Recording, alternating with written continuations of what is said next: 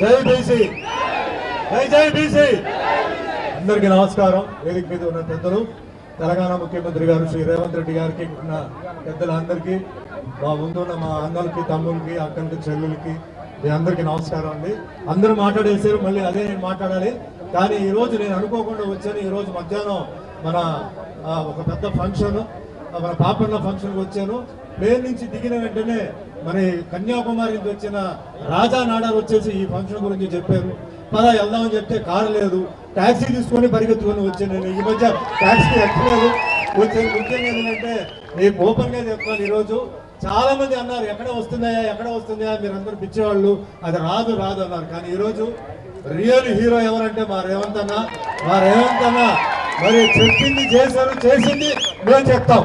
మా బీసీలు అందరూ రేవంత్ అన్నకు మేము సపోర్ట్ గా ఉంటాం.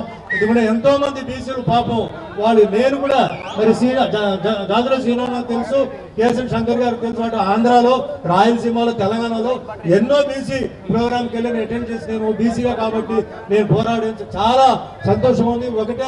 వెంకటేశ్వర స్వామిని నేను కోరుకుంటున్నాను. అయ్యా మోడీ గారు, మీరు ఇంత చూస్తున్నారు, ఈ రోజు అన్ని పార్టీలు వచ్చి సపోర్ట్ చేశారు కాబట్టి మీరు వచ్చి కొన్ని దయచేసి ఇది అమలు చేయండి. అందరూ మేము సంతోషంగా ఉంటాం, మేము అందరూ హ్యాపీగా ఉంటామండి. ఇంకో విషయం, ఈరోజు వేదిక మీద ఒక చిన్న రిక్వెస్ట్ అండి. మా ముఖ్యమంత్రి గారు రేవంత్ రెడ్డి గారిని, మరి ఏజెన్సీ ప్రాంతంలో మీ అందరికీ తెలుసు, మా బీసీలు ఉన్నారు, మా గౌడ్లు ఉన్నారు, వాళ్ళకి కొన్ని ఇబ్బందులు ఉన్నాయి, అది కూడా మీకు తెలుసు. అది పెద్ద మనసుతో వాళ్ళకంటే ఇంకా ఎస్టీ స్టేటస్ ఎప్పటి నుంచి అడుగుతున్నారు.